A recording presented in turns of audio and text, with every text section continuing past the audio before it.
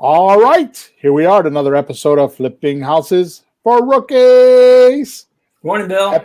Hey, Peter. Episode number 280. 280. Nice to see the number. Yes. The name of today's episode is Creative Real Estate Quick Turn Documents and How to Use Them Safely. Quick turn documents. Wow. Yeah. Okay, I'll find out what that is when you find out, folks. There you go. So here's the description. Everyone wins or I don't play. Is the drum I beat in every deal that I do. But you can't do this by guessing how to do deals. In other words, you have to back up your offers with something in writing, especially the quick turn deals. You can't go off spending months learning how to do the deal or hire the legal beagles to do your tabletop closings in the house.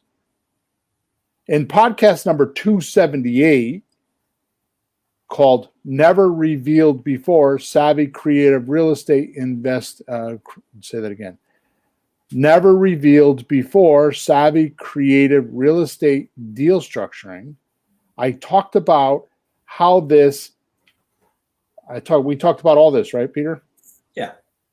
And at the end of the podcast, I talked about the paperwork. Mm-hmm. Right? I talked about, I kind of alluded to it, right? Briefly, yeah, because you used to look at a deal when you're buying it, like how would you do the paperwork, but then we realized more on how you sell it, a lot more details, which is 278. But then you ended with then you know what paperwork to do. So today we talk more about paperwork? Yes. So today I'm going to elevate on how this works by matching common documents to average seller situations so you get a better idea of how I make these slamming deals with the exact documents that everyone loves. Mm-hmm. And as you will see, it really isn't as hard as so many make it out to be. Only because most folks do the process backwards. And this is the number one confusion in every deal, is they do it backwards. And of course, this single podcast is the perfect place to sort this out in your own mind so you too can start doing deals safely. But I warn you, things will never be the same in your mind about deal structuring after you listen to this podcast. And that's a good thing. Right. Don't forget, a mind is a terrible thing. All right. Before we get started, I would like you to know that I am going to talk about documents today. So if you go into the description of this podcast or this video, however you're looking at us or watching us or hearing us, there's a link in there on the documents I use. It's every document for every type of creative real estate deal is there. Just go click on the link and you see how you can get them. Also, every Thursday morning, usually every Thursday morning at 9:30 Eastern Standard Time, give or take, we record this podcast and we live stream it on YouTube and Facebook. So if you go to YouTube or Facebook, you can type in Flipping Houses for Rookies and you can find us there. Not only can you find us for the live broadcast, but all the podcasts that we do are there stored so you can go listen or watch them there as well. Plus, you should subscribe to the channel and leave some sort of a review for us wherever you're listening to us or watching us so we can hear your feedback and know how to make adjustments. Okay? All right, Pete. So today, we're going to start off with saying this is a sequel, meaning, done after or done in conjunction with podcast number 278, Never Revealed Before Today, Savvy Creative Real Estate Deal Structuring. So it would be wise for our listeners to listen to both podcasts, number 278 and 280. Mm-hmm. Okay. in that podcast, in number 270, I spoke about what goes through my mind when deal structuring and how I connect the dots. And I revealed, I got to read my writing here. I revealed how I listen to the seller's needs and wants, then figure out in my own mind how I can exit the deal so I can help that seller get what they want and fund the deal along with profit for me. Mm-hmm. Right? That's what we talked about. So if any of our listeners have not heard that podcast yet, they should go listen to it, because it will help a whole lot and make a whole lot more sense what we're about to talk about. Now, even if you haven't listened to that podcast, it will still make sense, but it'll make more sense if you listen to podcast number 278, which is inside my mind, how I think about deals when I'm structuring them, right? Yeah. Okay. So let's start off with a few basic rules I think about in every deal, right? Yeah. So number one, and there's 3 of them. So number one, this is what I'm thinking about when I'm thinking about deals. Mm-hmm. Do I need to put money in or out of the deal? I mean, in the deal or not? Do I need to put money in the deal, or don't I need to put money in the deal? Yeah. If I do, I'll need to get a deed. If I'm putting money in, I need to get a deed, right? So to me, is anything, I'm going to go over this in a minute, but anything more than $5,000 is significant money in a deal. Yeah. And the reason why is because I know I can usually get at least $5,000 back from my buyer, Mm-hmm. right? So do I need to put money in or don't I? And that'll make a difference if whether or not I need to use a deed or not use a deed. Sure. Right? And that makes a big difference. I'm going to go over in a minute why. Okay. So this money could be for the purchase. So I'm going to buy the house at a significant discount. I'm going to go get private money and I'm going to buy the house. It could be that I need to rehab it. You know, like I might get it subject to, but I'm going to need to rehab it. I don't need to get the first mortgage, but I need to put money into the property to rehab it. Do some minor fix-ups. Sometimes I'll need to put in a driveway or put in a new, work on the lawn or, whatever. I don't do a lot of that stuff anymore, but minor fix-up, maybe paint it, put carpets in, right? Mm-hmm. Sometimes I know that I'm going into a funny time of the year, like here in Connecticut, January and February are snow season. So I know if I'm buying a house in December, I'm probably not going to I'm not going to bestow that on myself. Like, I'm not going to sell this house till March, and make that a decision, but I know that it's possible. So I'm going to have holding costs. I might have 3 months worth of holding costs I might be worried about. Yeah. Right. Maybe I'm dealing with a seller that's, and this is Peter. We don't talk about this enough. We should do a podcast about this. We do not talk about this enough. Post-COVID. Oh, yeah. And people being in the rear and the arrears. In other words, they're behind on payments because they lost their job because of COVID, all that stuff. I mean, that stuff is starting to come around now. Yeah. We should talk about that more, right? So, but we might need money, or if we don't get money, how can we put that mortgage in some sort of an agreement with the bank? Sure. Right. And work out that agreement with them. I've had a couple deals like that, right? Yeah, the one I talked was $5,000 in arrears. Right. Sure. Right. So not unusual. What I mean by money in, I'm talking about not getting the money back in 30 days. So when I say I'm going to put money into a deal, that means when I do my lease option, or if I'm going to wholesale it, or I'm not going to. I don't plan on getting my money back in 30 days. Mm-hmm. So that means I got money in the deal. Yep. Okay. So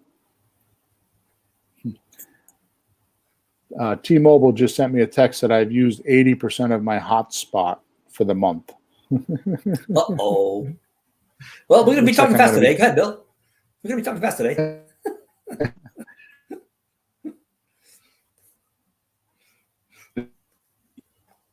as you freeze.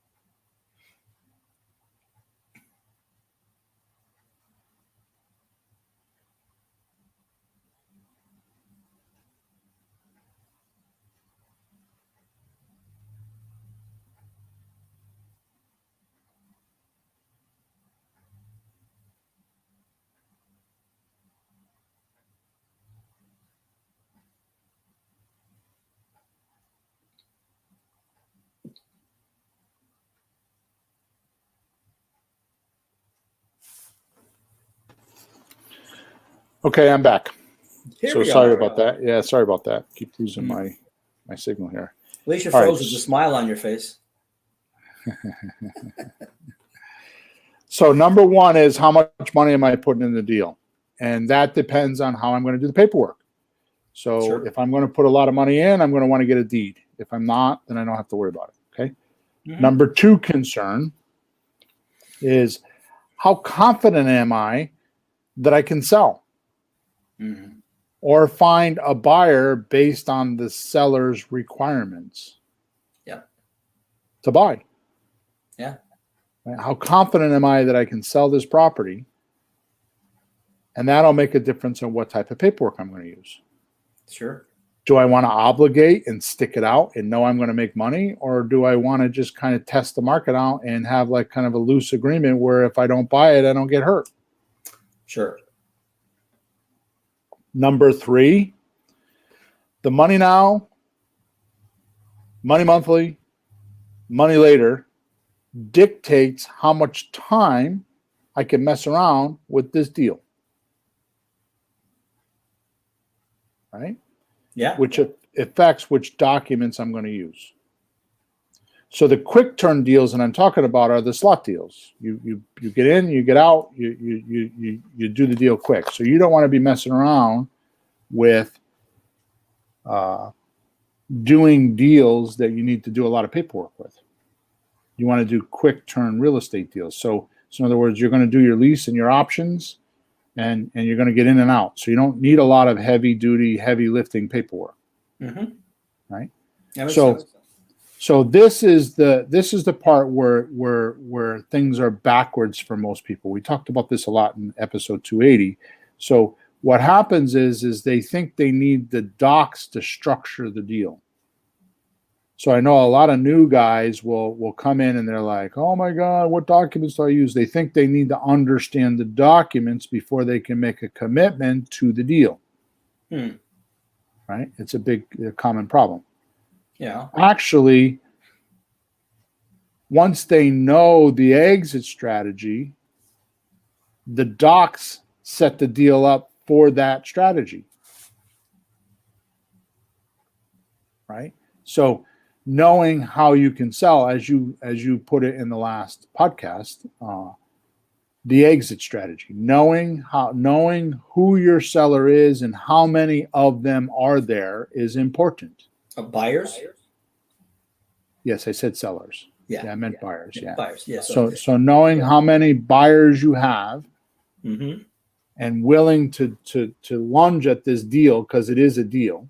I mean, we do this with private money too, right? So we have no problem getting private money if we got a slamming deal, right? Sure. Well, they have to look at it. Is their money safe? Are they going to get it back? Are they going to get their interest? So that's what we're doing here. Is if we commit to this, am I safe? Am I going to get my money back? Is how much profit am I going to make? It's the same thought process. Yeah. Right. Which remember or realize, if you've never heard me say this before, the definition of a good deal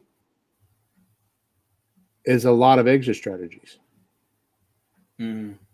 So if something screws up, you can easily flip to another strategy and get rid of it. Yeah. Like we had a property that we bought, I think last year, we sold it last year, was a $200,000 property we bought for $27,500. We had almost $40,000 made on wholesale money and opted not to do it. We did the renovation and made $93,000. Mm-hmm. But here's my point. At $27,000, how hard is it for us to like You get do rid of that anything. deal? Yeah. You could just wholesale to the next guy, rehab it, and take 50,000 profit, 60,000, and not need 90 or 70, whatever it is. Yep. You know, sell it way below market and get out fast if you had to. Or we could prehab it. We could prehab it, which means we spend less money, not 60,000, spend 10,000 and just clean it up and let somebody else rehab it. Yep. Or do a handyman special on a rent to own. Right? Or we could wholesale it, like you said, or we could rent it. Just, we could have just spent a little bit of money and just rented it. Yep. Not did all the work. Right? Mm-hmm. There were so many choices that your confidence soars when you have deals like that. Right? So these are the concerns. So I'm worried about, or not worried, I'm thinking about, do I need to put money in to the deal, and how much do I need to put into the deal? And if I do put money into the deal, that's going to like kind of guide me to what kind of paperwork I'm going to need to protect the money. Because if I'm going to put $20,000 into a deal, I want the deed in my name, and I want to protect my 20 grand. Right? Because the reason why I say that is because the only way that I could sell this property is if I sign the deed. And the only way I'm going to sign the deed is if I get my 20 grand back. Yeah. Right. So it's protecting the money because I'm making the choice. Right. Mm-hmm. So I look at it real simple. I think if I was renting something, like I was living in an apartment, would you spend $20,000, $30,000 renovating? No, it's not mine. Right. It's not. I don't own it. Don't even barely control it. So Right. Sometimes we control properties with an option, but doesn't mean we own it. So why would you put money in it? You might not have it. You might change your mind, flip it. You might leave. So sorry, you didn't sell it. I'm not leaving my 20,000 in somebody else's house. Right. No. So you lose control. You're not control of your own money when you do that because you don't have ownership rights. Okay. So these are the three concerns that I have. And then the next thing to realize is responsibility level of the documents. Could you review the three things briefly again? Yeah. So one was the money. I just did that. One was the money that we put in, how much money we have to put in, and that dictates whether we get a deed or not. Mm-hmm. And then the second one is how confident can I sell it? Yeah. How confident am I that I can sell it or get rid of it and not be stuck with it? Mm-hmm. And then it's money now, money monthly, money later dictates how much time I put into the deal. Mm-hmm. Okay. If I have just money now and I'm doing a slot deal, I'm not going to spend 40 hours on it. I'm going to spend 10 hours on it. And if the deal doesn't happen because I'm going to make 5 or 10 grand, I'm not going to spend a lot of time on this deal. But that property that we made $93,000 on, I went out to that property every single day for 3 or 4 months. Yeah. I spent more time on it because there was more profit. Yep. Right? Worth So it. you have to make your time worthwhile. You have to get your ROI, return on investment, for your time. Yeah. Okay. So those are the three concerns that I have. So the next thing is to realize responsibility level of the document outcome. So let me show you. One, having the deed is at the top of the hierarchy. So if you had a hierarchy, like what's the top and what's the bottom, like a scale, Mm-hmm. having the deed is the most responsible and legal obligation. Yeah. Right. So let me see here.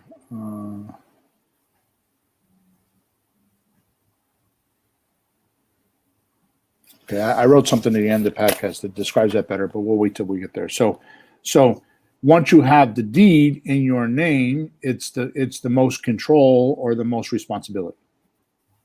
Sure is. Right? So you can say whatever. Mm-hmm. Below that in the hierarchy is an agreement for deed, is the next one down. It's got less responsibility, right? Because you don't have the deed in your name. So an agreement for deed simply means that the deed's not in your name. It's still in the seller's name. You have a contract with the things that you're going to do or not going to do. And when you meet those obligations, he gives you the deed or she gives you the deed, right? So So there's a little cushion in there. So if you back out of the deal, you don't have money in the deal. That's the difference. And you have nothing to lose. If you put a bunch of money into the deal, then you got something to lose and you got to stay in the deal. Yeah.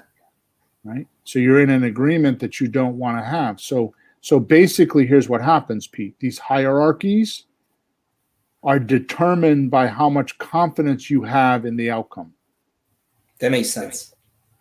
Right? So a deed, you have a lot of confidence because you're taking on all the legal responsibility, which means if somebody trips and falls, they're suing you or your insurance company. The taxes are in your name, the water's in your name. It's like all the municipals can come after you. Lawsuits could be attached to the title or to the deed, right? Mm-hmm. So all these can happen when the deed is in your name because the deed is on public record and you could be attacked by lawyers and other entities to get their money or whatever they're after, right? Yeah. And sometimes they're fictitious lawsuits. You know, somebody trips and falls and they're trying to sue you for $30,000 because they said the sidewalk was uneven. You know, and the sidewalk's not even on your property; it's on the city property. You know, it's crap like that. You know what I mean? It's just things that happen. So you use these hierarchies based on your confidence level of your exit strategy. So number one is the deed. Number two is an agreement for deed, right? Number three is the lease option to buy, or lease option to sell. You know, it's a lease with an option to sell. Okay. So the land contract is in between the deed and the lease with an option to sell. Now, in most cases, the land contract, or I'm saying land contract, the agreement for deed, they're the same thing. The agreement for deed is a better document than a lease because a bank will notice the agreement for deed as an ownership with a mortgage. So when the bank looks at it, it'll look at it like, well, this person, even though they don't have the deed, they have ownership or controlled ownership. And what will happen is the bank will refinance that deal instead of having to go get a new loan. Plus, you'll get principal reduction on agreement for deed. On a lease with an option, it's not likely you'll get principal reduction unless you word it that way, which I have done. All right, but more importantly, the lease is just use of the property. So when you go to purchase the property, you have to get a new loan. The bank doesn't recognize the option as ownership. Yeah. So the big thing there, the big takeaway there is if you're going to do deals like we do multifamily deals and we do rent to owns or we take over, we do what we call a master lease. So we'll master lease the whole house and then sublease the 3 different apartments, right? When I do those, I like to do them with a land contract or an agreement for deed, same document. And the reason why is because when the 5 years expires, right, I can go to the bank and get it refinanced as opposed to getting a new loan and putting down 20% and going through all that rigmarole. Okay, so it's a better document. Cool. And then below the lease option is just an option agreement. And then below the option agreement is a memorandum, and below the memorandum is a letter of intent. So that's the importance factor, like the legal factor. Sure. Right? So before I go any further, let me explain what I mean by responsibility. Okay. To me, that means a personal guarantee that something that if something's going to go wrong, you personally can get attacked. Right? So that's the responsibility factor I'm talking about, is you personally guarantee it. So if you put your name on a deed, even though you can put it in your entity, you know, on an LLC or something like that, it means that entity, or because you control that entity, can be attacked. Sure. Right. So if I were to use a lease with an option, it could get attacked, but the likelihood of prosecuting me is very low. Right. I'll tell you one of the things. Right. One of the things that Ron LeGrand talks about is you don't personally guarantee loans. That's what kills you, especially when the market goes down. which is kind of hard to do because all my private loans and all that stuff are all personally guaranteed anyways, but they're people I know and I wouldn't want to stiff them anyways. But you're not going to want to go get, you're not going to. So full responsibility of a house is you got a deed in your name and you have a mortgage in your name. Mm-hmm. That's taking full responsibility. And that to me is a risky situation because if things change, they attack you, right? So if a deal feels shaky, right, and I'm not sure, I don't have confidence level that I can sell it, I'm going to use documents that are going to let me, lower on the hierarchy so that I have less legal ramifications. Yeah. Right. So like, I had just had an example and it flew out of my head. So basically what I'm saying is that you can get out of the deal quicker on the lower hierarchies. Yeah. Right. And not have somebody come back and sue you. Yeah, like an option, you don't own the property. Right. You just lose your option consideration. Yeah, that's what I was trying to say. Yeah, so that's not a lot. $20. If you only put down $100 like we taught you to do, then you're not really risking a lot. So the only way to not lose money in real estate is that, and I don't say this enough, we know the only way to lose money in real estate is don't put money in. Mm-hmm. The other thing is the only way to not lose money in real estate is not to personally guarantee loans. Mm. Right? Yep. Because then if you do, then you're at risk. Mm-hmm. Right? Now, here's what happens when you personally guarantee something. That means that not only is the property you're buying at risk, but your other assets are at risk. Yeah, it's you and anything you own. It's you. So let's take a subject to deal where I go over, where I take over the mortgage, right, and commitment from the seller. So basically, a subject to means that I'm taking over the subject to means it's subject to the underlying agreement with the bank already. So you're taking over that agreement or that commitment that they already made, and you're taking over that agreement. So it's subject to what the mortgage already says. So if they're paying 10% interest and it's for 3.5 months, then that's what you're agreeing to. Right? Yep. Or if it's read the mortgage. Yeah, or if it's 4% for 20 something years, then you're good, right? So let's say I take over a subject to deal where the seller is going to just throw me the house. They're just going to give me the house, right? And it only has a 70% loan to value ratio. And I feel when I sell it, it'll be popular with my buyers. Mm-hmm. It's a 3-bedroom, 2-bathroom house. It's in a good neighborhood, all that kind of stuff, which means I have a lot of buyers to choose from. Sure. So I feel comfortable with this deal, right?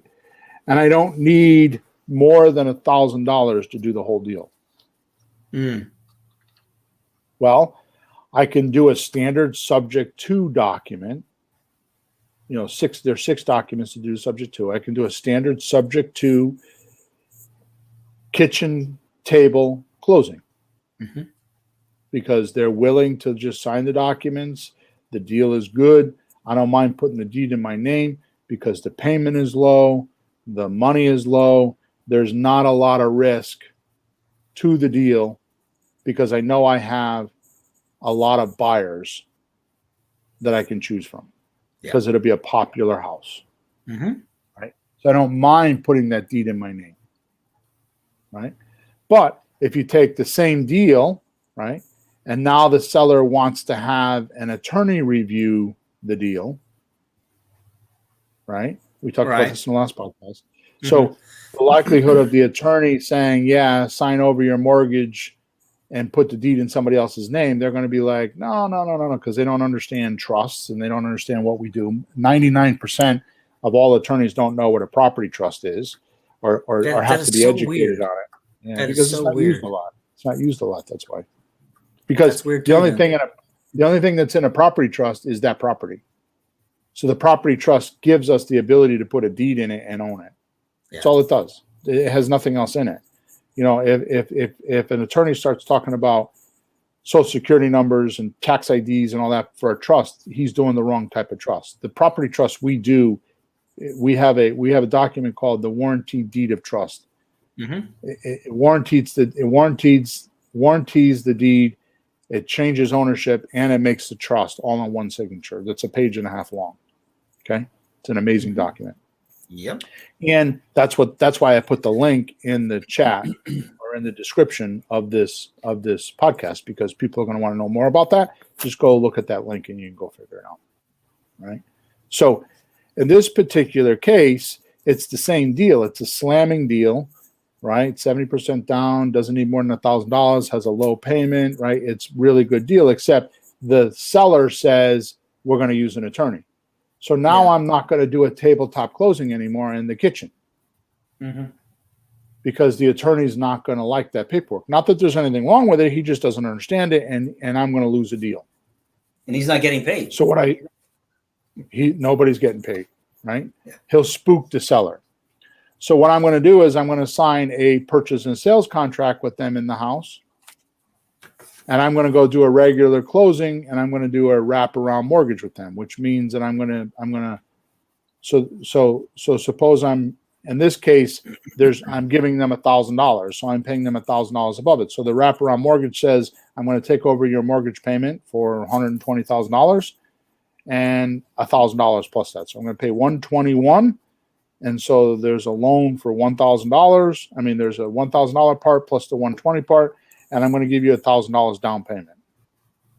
And, I was just thinking, you could just write them a check for $1,000, but that's not the point. You want to give them anything extra to have the wraparound mortgage. So it's the mortgage to the seller, not taking over the mortgage, which makes the lawyer nervous.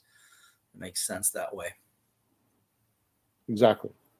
And it's worth $1,000 to get the deal.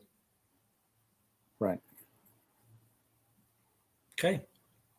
Yeah. So it looks like you're taking a mortgage for $121,000 and you gave them $1,000 down. But more importantly, by giving them a mortgage, the seller has security now because they can come after you for not executing on that mortgage. So they can foreclose on you. Right, because that entire mortgage, now that you added that extra $1,000, is with the seller himself, and he pays his mortgage to the bank out of the proceeds, right? Right. And that's what it's wrapping around. It's wrapping around the initial mortgage. So you don't have to pay off the mortgage. Yeah. You can leave the mortgage in place and still have a mortgage with us. Which is a way, sometimes people get worried about the deed passing and the bank wanting to be paid because they think the house got sold and they want their money. Right. Okay. Solves a lot of problems. That's crazy. Yes. Yeah. Yeah. I remember you kind of worked that out a year or two ago. Yeah, that's a little bit different when I was working out. I've done this for quite a while, but yeah, you're right. So the point is that as I'm talking to my seller and doing deal structuring in my head, the exit strategy didn't change. I'm still going to sell on a lease to own. I'm still going to do all that stuff. But because they said they want to use an attorney, it automatically flips a switch in my head and it tells me which documents to use. Yeah. Right. And you do that before they say no, or do you try the other documents, see if they say yes? No, nowadays I ask them if they plan on getting legal advice. And then I just do it the right way. Yeah. Right? It's better not to get no, I think, huh? Yeah. Just no's are decisions. Mm-hmm. No's are decisions. They're like, I'm not willing to do that. Mm-hmm. So you want to know what those are in your discovery stage as soon as possible. Yeah. All right, now look at this. It'll be difficult for me to assign a mortgage, right? Yeah. So that means I plan to stay in the deal for a long time. So if I get the document, if I get the deed at the closing, I plan on staying in the deal for a long time. Or if I do a wraparound mortgage, I plan on staying in the deal. I don't plan on assigning this deal to somebody else. Although I could, I don't plan on doing it because it's a little bit harder to assign a mortgage. Yeah. Right? Okay. Now let's say the same deal changes by not being a 70% loan to value ratio. What do we have now? Instead, it's like, we'll say 89% loan to value. It's kind of high. Okay, so So our math says if we're going to do a subject to deal, we should be around 80%. Mm-hmm. But we're at almost 90. Yeah. Okay. And I plan, and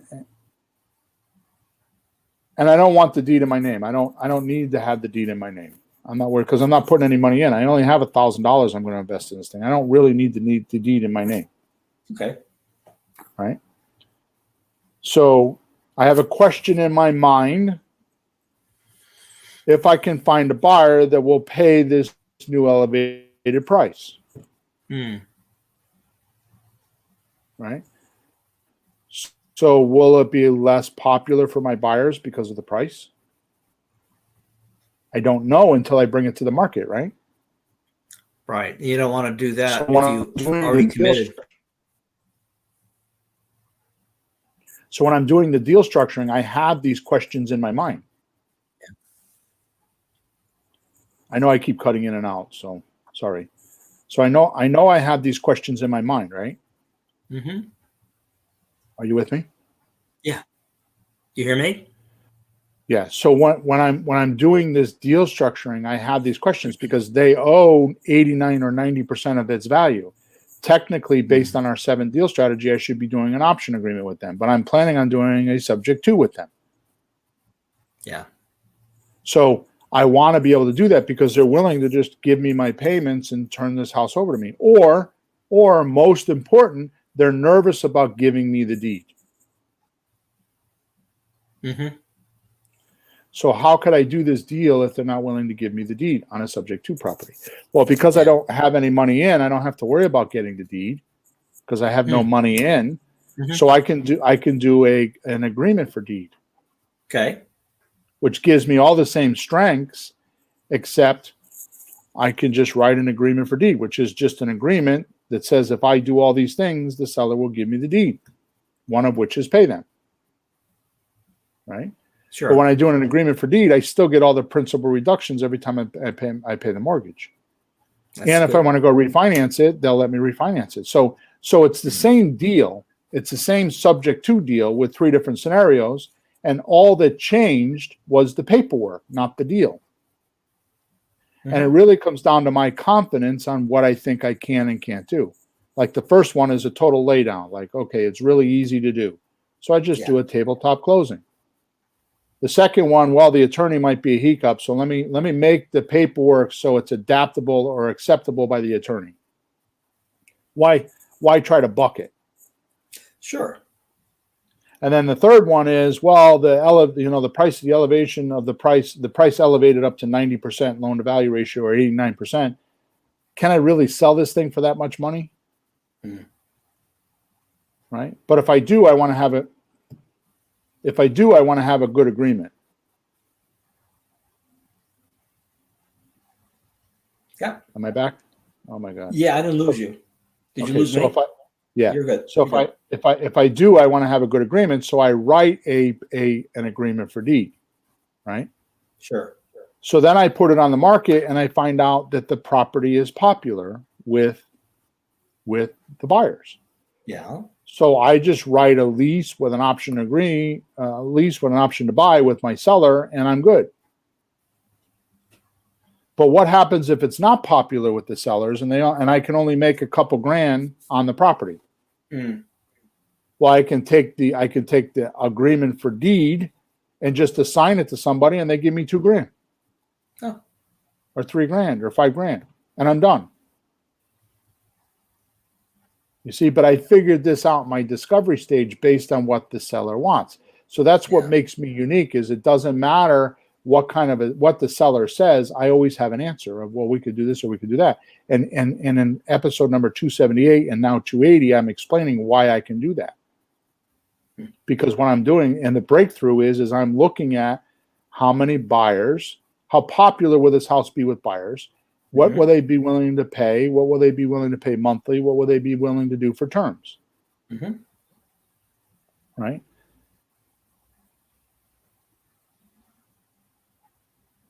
Does that make sense? Oh, yeah. Well, you have the 7 deals. You have the money now, monthly later. But then the paperwork seems to splits it little further that you can modify and adjust exactly to the seller's concerns or nerves level or unwillingness, willingness, attorney, no attorney. And it's not a huge Right. difference in how you're handling the whole deal. Almost no difference in how you're selling it, maybe no difference at all. And you still have ways to stay in the deal. That's what I'm getting at. You can Right. stay in the deal no matter what happens. I mean, think of this one, folks. A lot of people get into real estate like, oh, I'm going to do wholesaling, right? I want to do rehabs. They pick one. And it just doesn't fit every seller. It doesn't fit every market. It doesn't fit the buyer's pool we're in. So if you know as much as Bill does, and I hang on for dear life and try to keep up with you. Yeah, but that's what my point is you don't need to know a lot at this particular point. It's just simple math. If you know how much you can sell for, you can now say how much you can pay for. If you know how much if you know how much the buyer is willing to pay you, then you know how much you can pay your seller. Yeah. If you know how much term or how much time your buyer is willing to give you, then you can now do a deal with your seller. Yeah. That's why I keep saying it's backwards, because we look at it backwards. And I didn't realize this until my coaching client, he opened up a can of worms in my head, because he didn't say all the stuff we're saying here. He was just talking about bouncing the money now, money monthly, money later up against the four things that we need to have as an acquisition manager, which is, price and payment and terms and deposit. Yeah. Right. And that's what made me realize, I'm looking at how can I sell this thing? Too many gurus have said, and this is maybe not new to some of you, but they say, if you know your exit strategy, then you're good. You make your money at the buy and you collect it when you sell. Sure. But where's the details on that? How do you do that? Right. It's one thing to say what you do. We know this. We talk a lot because we're both educators to a certain degree.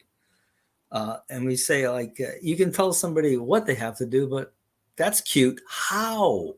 Tell me some details. What are the steps to this thing? You know something I don't know. You're not telling me. So this is really good nitty gritty. This is good.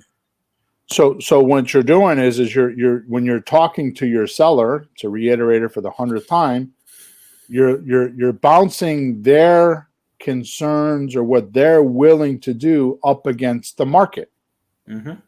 What is the market? Will the market allow that? Will the market? So it's not me answering. It's not me saying, "Oh, I can't pay $230,000 for this house." It's like the market won't bear that. I think the most I could get is 210. So why would I put myself in a position to take your problem on? This is your problem. Your problem is you need to get 230,000. It's not mine. Yeah. It's not my problem. It's your problem. Mm-hmm. So why are you thwarting or restricting or making barriers in the market? Now, maybe it's because they have to, or maybe because they're greedy, or maybe because they don't want to pay fees, or there's some reason. Mm-hmm. But realize you don't have to assume that responsibility. It's their problem, not yours. So when you're talking to them, it's not the same old like investor against seller, like the common old school think is, when you're negotiating, somebody has to pay for it. Either the buyer or the seller have to pay for it. Like if I buy your house for $230,000 and it's worth $250,000, you're paying me $20,000 to do it. It's not that way. You don't have that competition now. So now the conversation goes like this: Pete, if I bring this thing to market, I think the most I can get is 210. Mm-hmm. I've done my research. There's comparables. I can show you how I come up with that number, but the most I think I can get is 210. You're asking 230. Yeah. So I'm willing to pay the 230, but I need a 15-year loan time. Mm-hmm.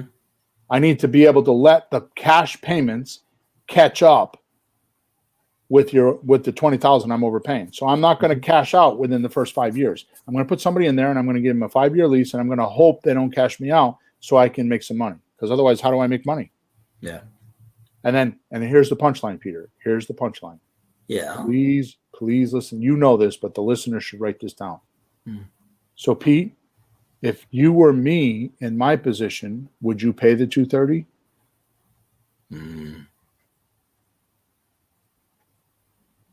right? And you just stop talking. Boy, shoe on the other foot. Yeah.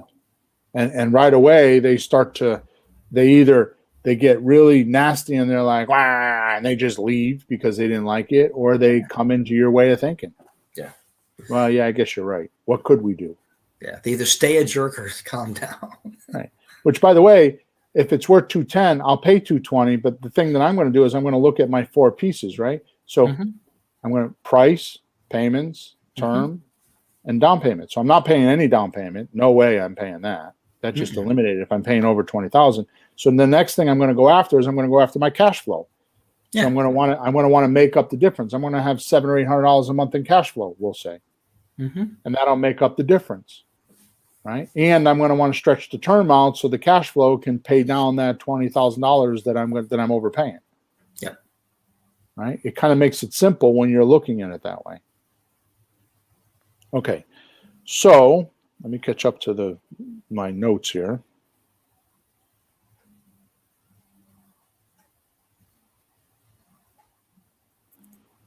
I think a lot of that I just covered.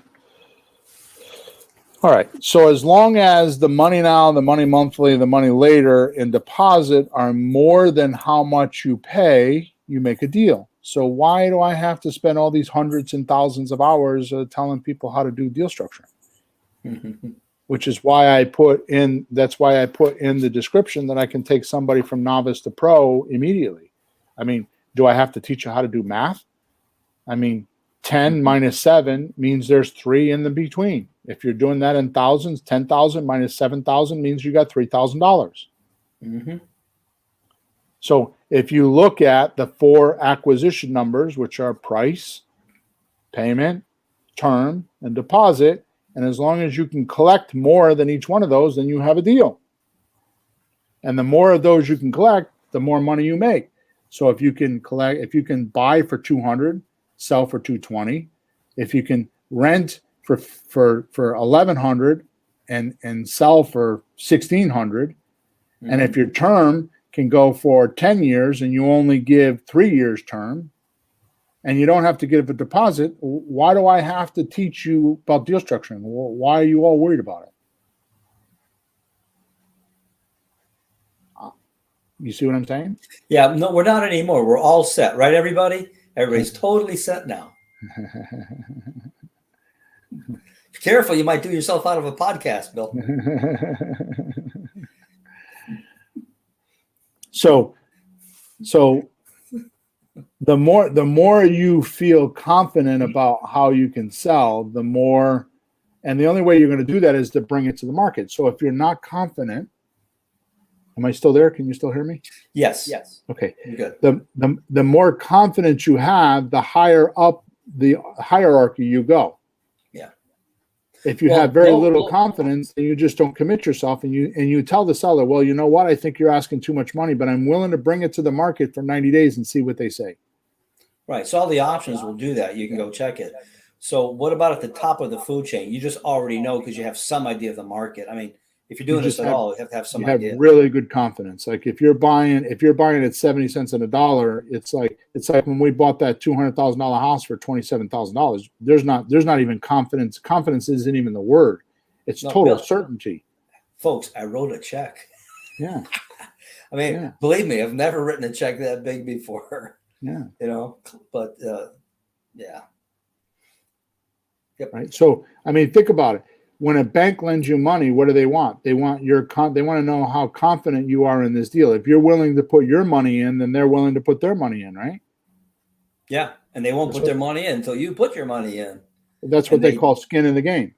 Yeah, and they do the appraisal to make sure, which is their way of taking it to the market in a sense. They send a guy out to see what it's like compare, specifically this house compared to the market. All right. So at the end of this podcast, how about this punchline? Because I've talked about this a lot, but this is very, very cool punchline. You ready? You got it. Yes. Deeds own property. Everything else controls the property. Absolutely. So the deed owns the property, and everything else, lease options or leases or options and land contracts and, subject to loans, all that stuff, they don't own the property. Mm-hmm. Deeds own the property. Everything else controls the property. So if you're really confident and you want to own the property and you don't want to lose this deal ever, then you get a deed in your name.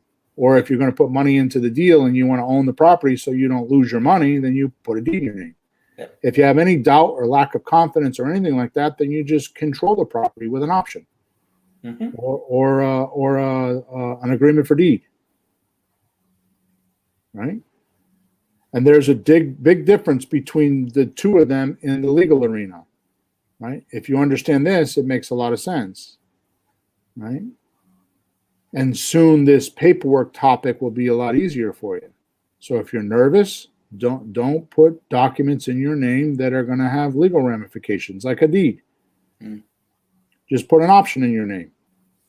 And then you have the ability to squirm out of it, because the option says you can squirm out of this. Right? Why do you think wholesaling works so good? Because the purchase and sales contract has weasel clause in it that allows you to squirm out of it. Yeah. Well, look what realtors do. How many realtors get stuck buying the house if they don't sell it? Come on. Exactly right. Right? And they don't get nervous about listing a house. They don't get nervous Exactly. about not selling it. They just go home and have supper. Right. Nothing to get nervous about. So what I'm hoping I can portray here in the 2 hours between episode number 278 and 280 is that from now on, we're going to not do this backwards. When we're negotiating with somebody, we're going to look at the market and what we think we get from the market, and we're going to decide our confidence level on that market, how much we know about it, and how much we feel good about it, and how much we've done in the past, or all that stuff. How confident are we that the deal that the seller's asking us to do, we can go do? I like it. Right? That helps me a lot, because Yeah. I'm still learning. I have a certain few years of experience, but doesn't mean I know. I still have to ask questions. I still have to look and what's the market like. I'm watching, and things keep changing. I think the problem is things keep changing. Yeah. But if you're in an option deal on a piece of property, it doesn't matter. You go find out what's happening right now. You'll find out in a week or two. You'll know. Yep. Right? How long does it take to Well, figure it out? You could go test the market. Yeah. I mean, you sold a house in 7 days. Sean just did his in 15. It doesn't drag on and on. Right. You find it right away or you don't do it. He just texted me, by the way, while we're on the phone. I'm going to read it to you. Yeah. While we're on this podcast. Yeah. So here's the text. Huh? Got the $10,000 wire, 2.3K on the way today, and set up payments. I can have her re-sign with your comments. No big deal. How do you think Will's progressing? That's his text. Nice. See, right in the middle of an actual deal, folks. Yeah. So, Good job, Sean. Good job. Yeah, exactly. So, in summary, before we bug out here, because we're going to go, when you're talking about deal structuring, the math is the math, right? So the math is all about deal structuring, the math, right? So this is how much I'm going to pay. What will the market pay me back? Yep. Or more important, the market's worth this much. This is how much I could pay. Yeah. I think I can get this much rent. Here's what I can pay for the rent. I think I can get this much term. So in other words, I can get a 7-year term from my seller, but I can get away with only giving my buyer 2 years. Yeah. Right? That's the math. Then what happens is your confidence level is which documents you use. How confident could you get that? And how obligated do you want to be? Do you want to get the deed in your name and be fully obligated? Fully responsible? Or are you a little bit nervous and you're not sure, so I better use an option agreement where I'm only going to put up $100, and if I don't do it, then so what, and I'm good. I walk away. And that's how you structure deals. It makes a lot of sense. Yeah, it's pretty cool. Okay, guys, don't forget that in the description of this podcast, there's a link for the documents. You can go check it out. Make sure you leave us a review or some 5 stars somewhere or whatever you feel. Also, make sure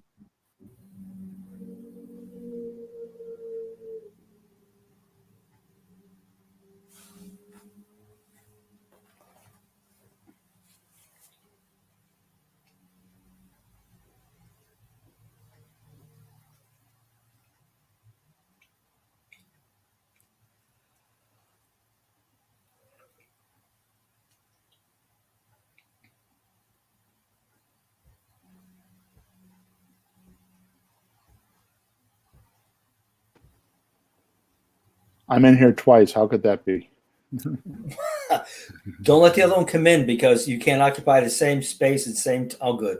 Yeah. You would have disappeared, you know.